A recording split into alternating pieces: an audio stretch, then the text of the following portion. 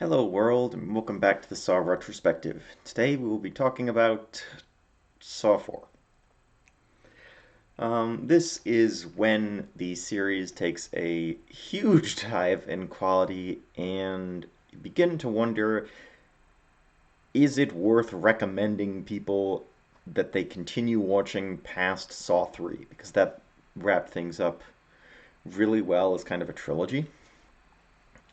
So yeah.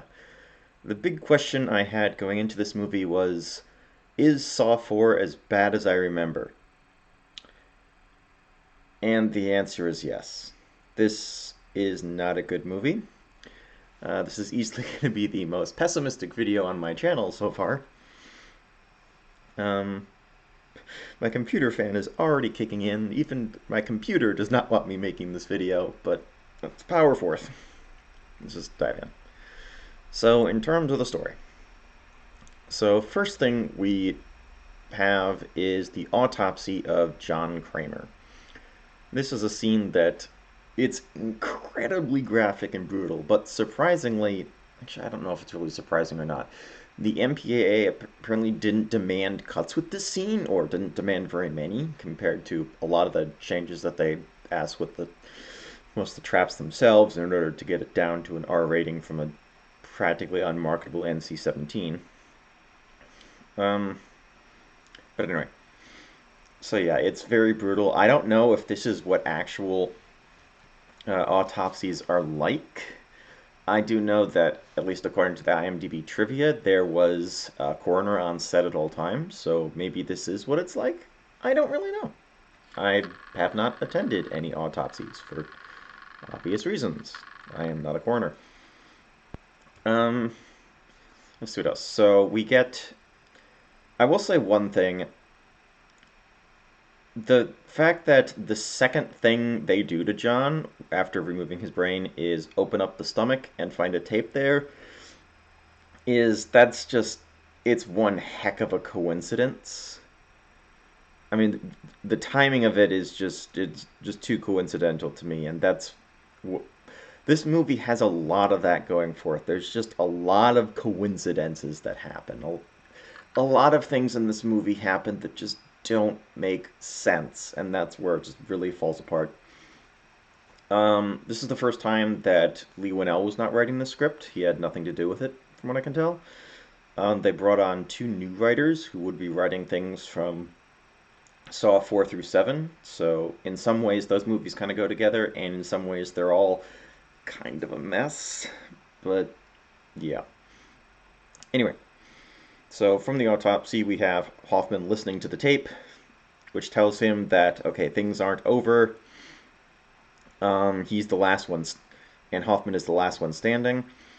Now, the easy assumption the first time around seeing this movie is to go that, okay, that's because all these other detectives are dead. Like, okay, Matthews is dead, or presumed dead. He's been missing for 6 months at this point. Carey is dead. So, yeah, there's just this long string of detectives who just keep going missing or getting killed, and Hoffman's still around. But this is a good misdirection. We actually find. I'm just gonna take something out of my pocket.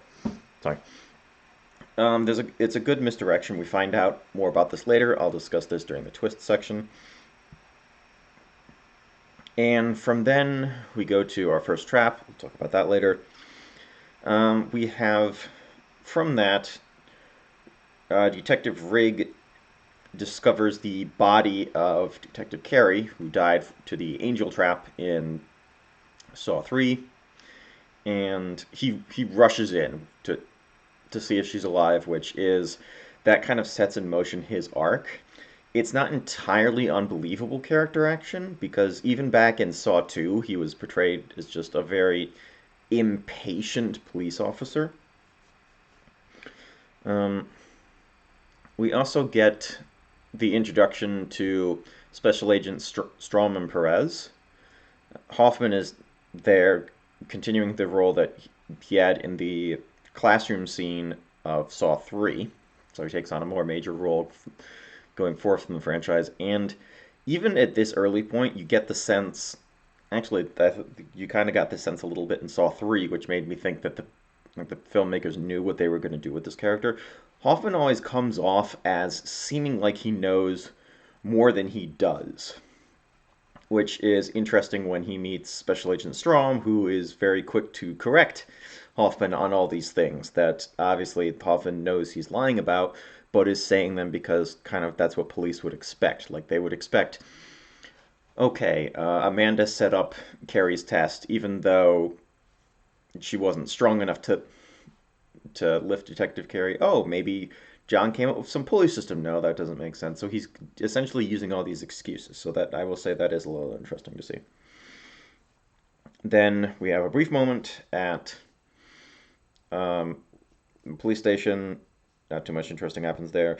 We have a moment at Riggs' house where we see that his wife is leaving for a while, and she gives him this ominous warning of you can't save everyone, which really makes it sound like she knows what's going to happen. It's a bit of an odd moment. And then she disappears, never to be seen again. Which is... yeah. A lot of stuff just kind of happens in this movie. So from then on, we get into... The movie splits off into multiple different directions. So normally we have kind of two parallel storylines going on. This time we have, I don't know, kind of 2.5-ish. So, oh God, I don't know how to talk about this movie. This movie is a mess. Just seeing random things on the ground and getting distracted. So yeah, so the main parts are Riggs' test or trial. I don't know whether you want to call it a test or a trial. His ordeal.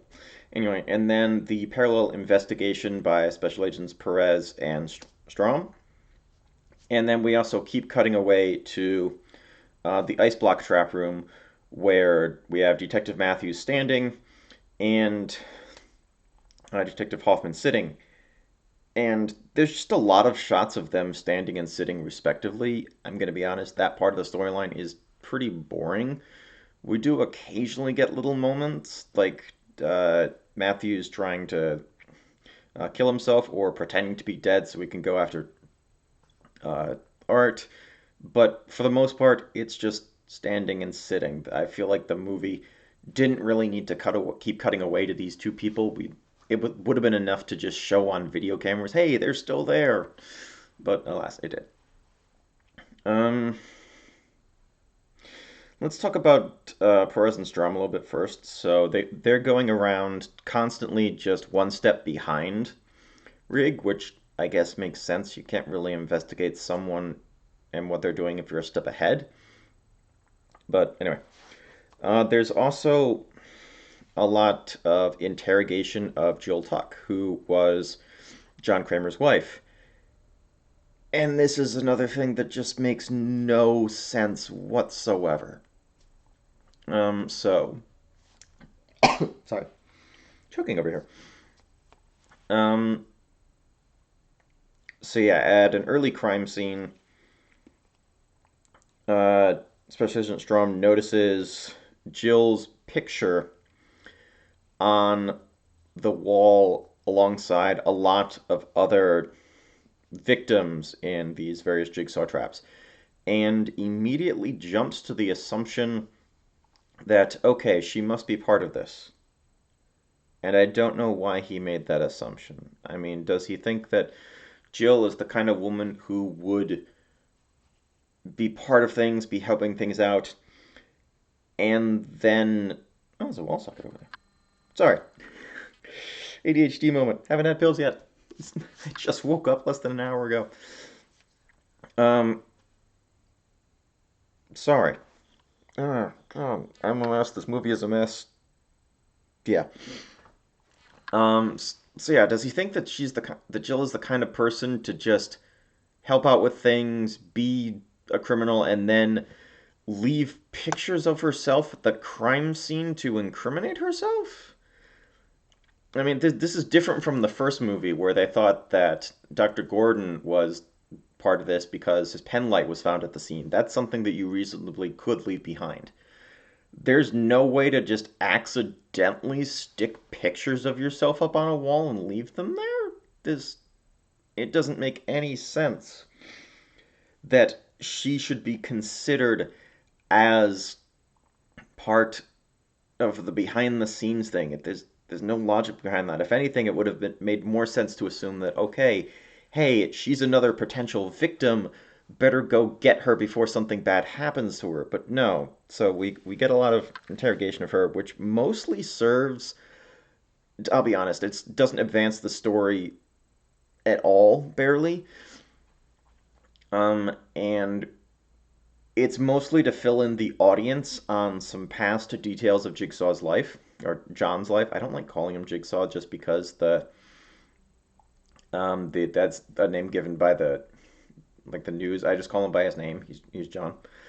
So we find out a bunch of details about John's life, which are interesting, but I feel like it doesn't really add a lot to the story as a whole at this point. Like, it doesn't. You can take all of the flashbacks or all of the John Kramer related flashbacks out of this movie, and I wanted to say the plot would still work fine, but this plot does not work fine. But okay, so take those out, and the movie won't be negatively impacted by it. We won't lose a lot. This stuff is interesting to see where John started out, but yeah, it doesn't really help move things along much. Um, and I feel like the point of Jill's interrogations was mostly just to give the audience this information rather than necessarily any movie characters this information, because they, outside of like seeing some newspaper clippings, they don't really do a lot with this information. But anyway, um, and then the main bulk of the movie is Officer Rigg going through his test, which is another thing that just, say it with me, doesn't make sense. So Rigg is a person who I could talk about this with the test with the traps part or the trial or the test trial trap, whatever you want to call that section. But I'm just going to go with it for the story. For the most part, I'll discuss the individual traps as we get to it. But so Rigg is a person who he's very impulsive, he's impatient. He tries to save everyone, which, I mean, as a police officer, isn't that what you should be doing? Rather than like pick and choose who to save, you just kind of, aren't you supposed to save everyone? And then if someone is a criminal instead of a victim, that's the point where you let like the justice system take over. You know, okay, that they have their trial by jury. It's, I don't know. Anyway, so yeah, Rigg is told this stuff by Hoffman. He's told that, okay, you shouldn't rush into things, always check doors before you go in.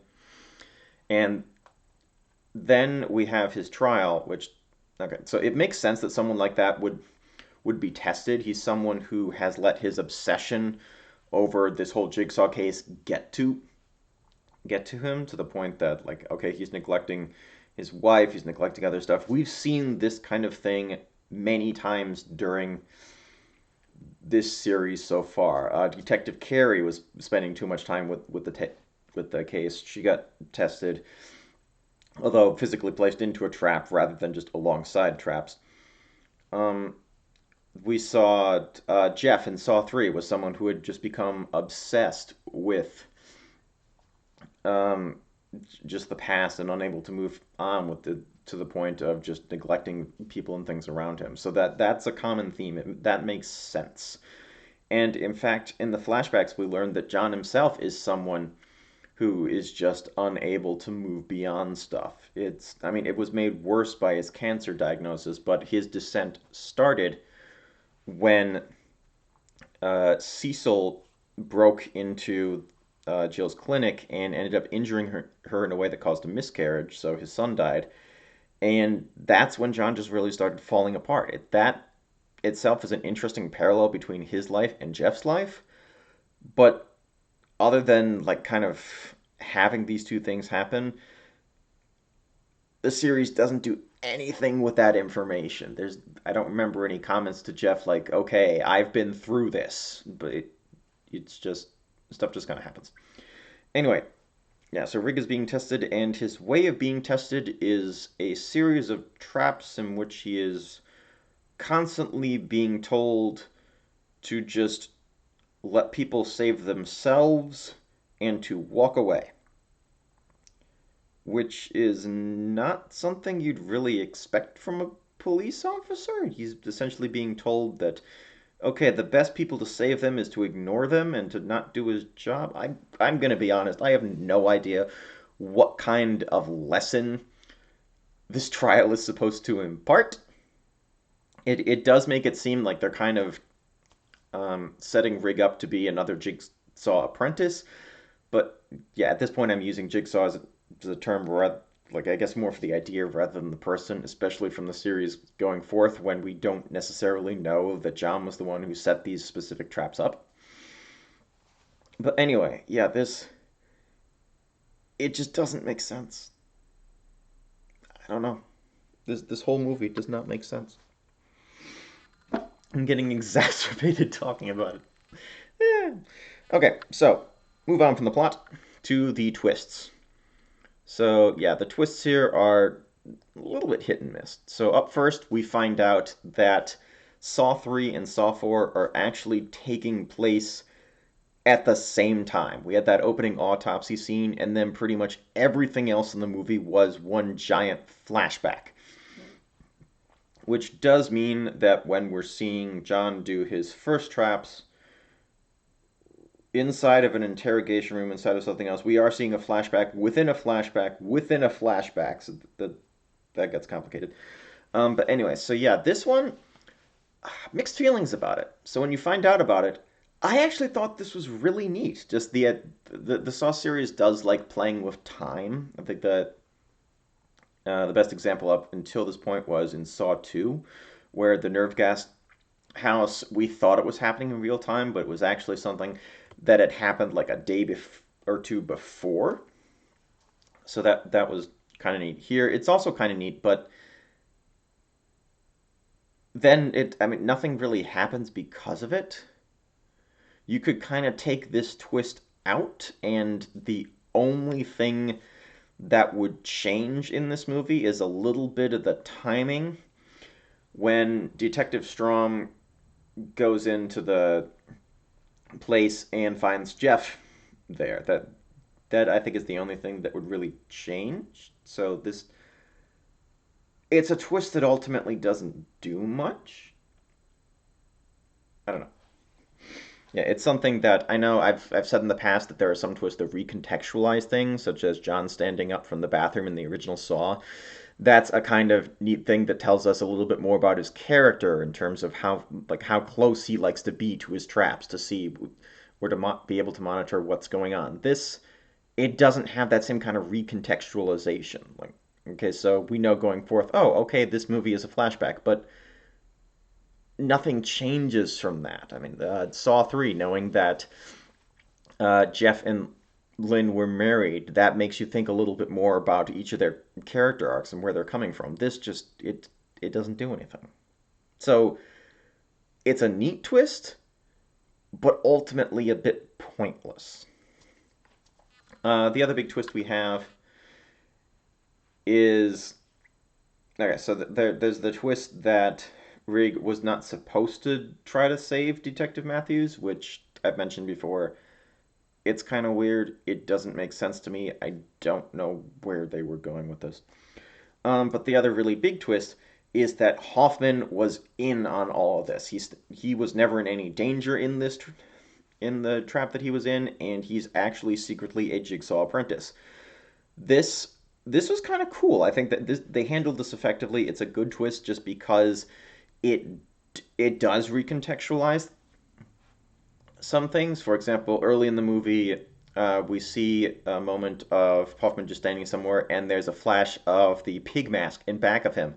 It's very easy to think that, okay, this means he's about to be abducted and then placed into the trap. But we don't actually see him abducted. We just see this mask. And in fact, it's a mask that he then goes and puts on. So that's a nice little bit of recontextualization. It brings new meaning to the tape that we saw in the beginning of the film, where it's not that um, that Hoffman is the last standing of the detectives. He is the last standing of kind of the Jigsaw family. John Kramer is dead. Amanda Young is dead. It's just Hoffman at this point. So that's kind of neat. It does change how we view the movie, and it does give a big launching point forward for the next three movies. So that I think is handled well. They did a good job with that. Um, yeah, that's about it for the twists. Let's go on to the traps. Pull up the wiki page. So up first we have the mausoleum, in which we have a person who has been made blind attached by a chain to a device, which is also attached by a chain to a person who has been made mute. Um, just the basic premise of this, I think, like a mute person and a blind person having to work together in order to survive. I find that a little bit interesting. In practice, this is pointless. This adds nothing to the movie. I've talked a lot in the traps before about um, kind of connecting the sin of the victim in the trap to the what the trap itself is doing. And we get no context or background for this. The apparently the blind person is named Trevor. I don't know how people found that out besides maybe like the credits in the script, but I don't recall the name ever being mentioned. The person who's been made mute is Art Blank. We find he shows up later, so I can kind of get introducing him here, except you can take this trap out and Art's character, his arc, or what happens with his character, really doesn't change at all. Like, I don't, there's nothing to be learned from this. We don't find out why people are in there or what they're supposed to do.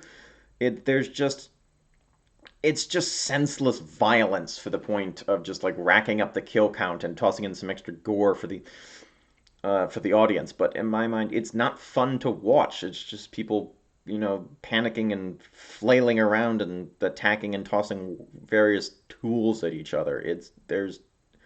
I don't. This is might be my least favorite trap in the series so far, just because of how needless and pointless it is. That's this part in the series where the traps have definitely taken uh, front and center stage in the franchise, and here they're not even trying anymore. There's no story added to this trap whatsoever. It just happens. Yay, blood and guts. I don't know. The other thing that bothers me is the fact that so at the very end of the trap, Art, who has had his mouth sewn shut, like tears his mouth open and lets out a scream. Why didn't he do that earlier? Like he could have done that earlier in this test, or it's not a test, it's a trap. There's nothing being tested. He could have done it earlier and then been able to communicate with Trevor. Apparently, in the commentary, the filmmakers mentioned that this was because he was too scared in the beginning, but once he gets freed, does he suddenly stop becoming scared? It's like, yay, the fear just goes away? I don't know. Don't like this trap. Moving on. So now we have the traps within Riggs' trial, which I'm going to say it's interesting that Rigg wakes up in a shower slash bath. It's a nice parallel to Adam waking up in a bathtub in the original Saw. It's weird that that this stuff starts in his own house. It's mentioned at one point. Oh, how does a trap end up in a hotel? And Strom says like piece by piece. So over time, does that mean that someone was just breaking into Riggs' house for the past few days and putting a bunch of random pieces of equipment into his house without anyone knowing? Or did they just move the trap in after? I don't know. Anyway, a trap shows up in, what is it, his living room? And we have the scalping seat. So this is one so the victim of this trap is Brenda. Apparently she's a pimp, and so she manipulates people, and her punishment is to have her hair ripped off. This is one where, yeah, I dislike that there's no connection between the trap and the sins of the victim. It just seems really random, and the randomness adds up more. We find out. So Riggs' whole thing is that he's supposed to just walk away instead of saving this woman, which would technically make him, I guess, accomplice to murder through his inactions. I don't understand the lesson that's trying to be taught to him. We have a series of numbers on gears, which means that Rig is expected to stay there and try to do something instead of walking away, because otherwise there is no way that Brenda could get out of this. She wouldn't be able to read the numbers on the gears. She wouldn't be able to like unlock it. She would just die. It would just be pointless. There's nothing for her to learn from that. Um, and once she gets freed, she goes and attacks Rig. Um, that we find out later that okay, there's a tape that says, "Hey, this police officer is trying to, yeah, he's going to use pictures to incriminate you. The only way for you to get out of this is to let him save you and for you to kill him." This is this sounds like a little bit out of something like the Saw video game, if anyone remembers that. I haven't played it. I've watched some videos of it. But there's a lot of instances where they kind of introduce combat or needless conflict into the game by having a bunch of people who are told, like, hey, you're in danger. The only way that you're going to be able to get out of this is to go kill this police officer, which doesn't make a lot of sense because, yeah, John says in Saw 3 that he abhors killers. So intentionally setting people to. I mean, he's done things before, like Amanda had to in order to survive, had to kill the person who was lying on the ground. But just to intentionally send someone after a police officer doesn't seem like a very good way of justice. I don't know. This, and also, as a side note, the tape mentions nothing about the. It mentions nothing about the numbers on the gears. How did she know about that? I don't know. Anyways, after this disaster or trap, um, Rig is led on to the next trap. He also gets a picture of his wife, and the text on the back says, I think it said, "She needed you." Nothing ever happens from this. He just gets a bunch of pictures of his wife. Apparently, his wife was supposed to be the one on the ice block trap at the end before they were able to get the actor who played Detective Matthews to come back. So they made that switch at the end, but just never took out these pictures of his wife. They're just kind of there. It's something that doesn't make sense. There's a lot of that in this movie. Oh, there was one more thing I wanted to see. Okay. Backtracking a little bit. So throughout this Riggs trial, we're given words like, okay, like see what I see, feel what I feel, save how I save. I like the concept of it, but unless you're intentionally trying to get Rig to be like a new accomplice, which this trial doesn't seem like it's really trying to do, just because there's a lot of stuff in there for him to fail at, like this trap. It just, yeah, good idea, bad execution. How long is this video? Oh god, I can't stop talking. Oh, I swear, by the time we get to Spiral, my thoughts are going to be longer than the movie itself. Let's try to speed this up. Okay, so next we have the bedroom trap with Ivan.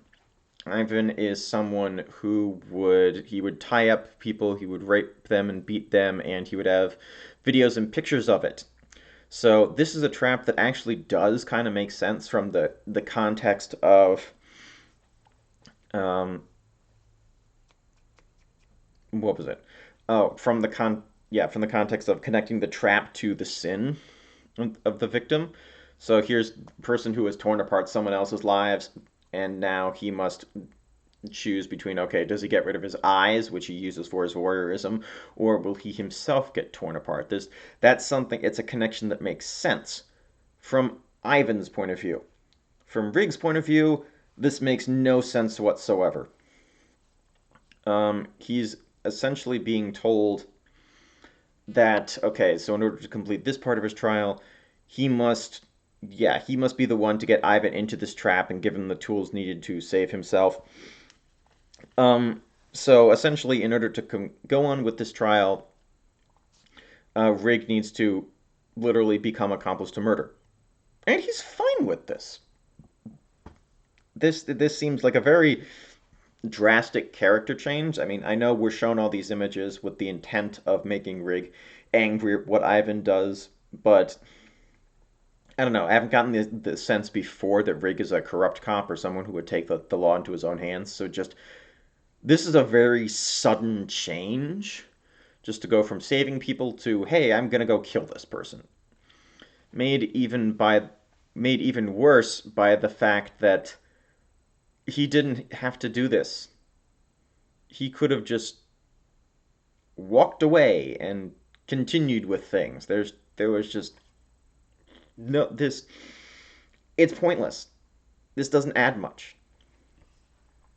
Happens a lot. Moving on, we have the spike trap in a classroom at a school, which apparently is owned by Jill. I was a little bit unclear about that, but yeah.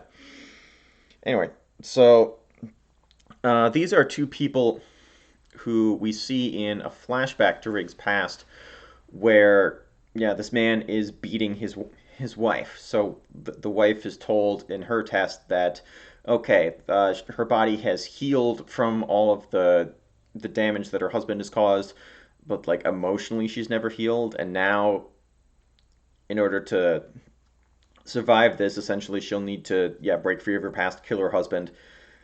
This kind of makes a little bit of sense just from John Kramer's twisted perspective. So this actually does have a little bit of connection. The spikes specifically don't have any thematic connection, but I suppose they needed something. I don't know, mixed feelings about that. And Riggs' trial, once again, makes no sense. So this is the save how... Wait, was this? Yeah, this was the save how I save moment. So Rig had to give what's his name? Morgan the ability to save herself, which meant giving her a key, but only after she had done her part and pulled the spikes out, which she mostly did. Rig had to do the last one, which brings several questions. One, what would have stopped Rig from just pulling all the spikes out himself? And two, what would have stopped him from just giving the key to her before she had done anything? I don't think anything would have stopped this, especially since we're told in the tape, hey, okay, the something like the key to the next place is just behind or is just off the map, which meant he could have found the clue to go to the next place and just completely left these people alone, which I suppose would have gone along with the point of his test of just, hey, you need to learn to stop saving people as a police officer. I don't know. Doesn't make sense. Up next, we have the ice block trap. So this is another one that it's just senseless violence. So why are Detective Matthews and Detective Hoffman in this trap? The main reason is to yeah, incentivize Rig to go forward, although not really incentivize more Trick because he's not supposed to save them. There's no actual connection between anything, so um, yeah, so Matthews is being hung above a block of ice. As the ice melts, he'll be lowered and hung. The melting ice will also increase water to the point that Hoffman will get electrified. It's a little bit complicated, and yeah, it's just random things. What connection do either of these people have with ice or electrocution? Nothing that I've been able to tell. If you can find some form of connection, please let me know. Um, but yeah, and then we also have the ice blocks on the ceiling, which are intended to go off if Mig fails his test and crush Detective Matthews' head, which is what happens. But again, it's just this random thing. Why does this happen? I don't know. This test is also overseen by Art Blank, who really doesn't need to be there. I mean, what exactly is there to oversee? There's a couple moments where like he stops Detective Matthews from killing himself, but I don't know. I feel like in whole his Art's whole role in this movie was not needed. There's a bit of the connection that a lot of the victims and Jill herself have Art as a lawyer, but nothing is really done with that. I don't know. It's just a bunch of random stuff tossed together. President Stormstar, we talked about that. We have the flashback to the knife chair. This is an interesting one. I like that we get to see how uh, John started out with things. This is a very rudimentary trap that, in terms of how it works, especially compared to later things like, let's say, the rack, or even the reverse bear trap. I think is a more complicated mechanism than this. Um, there's no timer. There's no slow acting poison. Um, yeah. So Cecil, who has yeah, he's the one who is responsible for the death of John's son. So he has this ugliness inside of him, and in order to survive, he must bring the ugliness out of himself in order to. And the way to do that is by pressing his head against a bunch of knives. There's a little bit of a connection there. It's a little bit of a stretch, that bringing ugliness out by scarring his face. It's not the best connection. I feel like these knives are not going to leave like the biggest disfigurement on his face, which seems weird to say, but anyway. My favorite part of this is actually the fact that Cecil doesn't technically free himself. The chair just breaks. This is nice to see that, okay, even though John was an engineer, he doesn't get things right the first time. This is his first time ever trying from this, and he ends up with something that um, it doesn't entirely work. He has room to grow over the years. So I do like that we see that. Although we do also see that John has his backup of just a bunch of razor wire for when Cecil charges at him, knowing that even if Cecil got out by beating the trap, he's still not going to, or he still might not be really grateful. Which this is an example of John just being really good with psychology and understanding the human mind and the human condition. And I don't really know where this came from.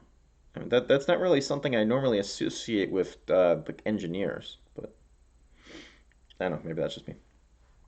Anyway, and finally, we have the spine cutters, which is apparently the name of the trap that Art had to wear on his back. And this is something that we're never really clear, like, okay, how does this get on him? And what is it really supposed to do? And we actually don't ever see what it does, which is a bold choice by the filmmakers, because Art does not die to this trap. He, in fact, dies to a gunshot wound because Rigg shoots him as he is reaching to get a tape recorder, and Rigg thinks that it's a weapon. Side note, does John Kramer just have a warehouse filled of tape recorders? Because I know, like, in the original Saw, there's just the one tape recorder with, and the various uh, two tapes that got put in it, or one tape recorder in the bathroom trap. In the nerve gas house, there's just a single tape recorder and then a bunch of tapes that would get plugged into it. Here, there's just tape recorders everywhere. I really want to know what does his supply of these tape recorders look like? Especially as in the day and age when people are transitioning more to digital, and there were probably like digital recorders somewhere. Maybe those were too expensive. Maybe he liked retro stuff. I know he did like a 300-year-old clock, which I don't know. I actually felt sad when John went crazy and smashed the clock. I don't know. Am I too invested in this series? I don't know. Yeah, that's about it. I think the only other thing I want to mention about this very nonsensical movie is that I do like the editing. It's edited well. The editing does make the ending seem exciting, even if things don't necessarily make sense with how they line up time wise. And there's a couple really cool transition moments that I looked online, and apparently they were done practically, like these crazy transitions scenes they did by having sets just directly next to each other. There's a moment where the actress who plays Jill needs to just run from one set to the other to go from her clinic into being in an interrogation room, and she's actually in the same costume both times. Those are neat touches. I do like the editing. Yeah. The rest of the movie, it's a mess. And oh god, why do these videos keep getting longer? But anyway, yeah, that's all I have to say about this one. Um, this movie was bad. The question I have on my mind: can Saw 5 possibly be worse? And yeah, I will answer that question later. So, hope to see you all then.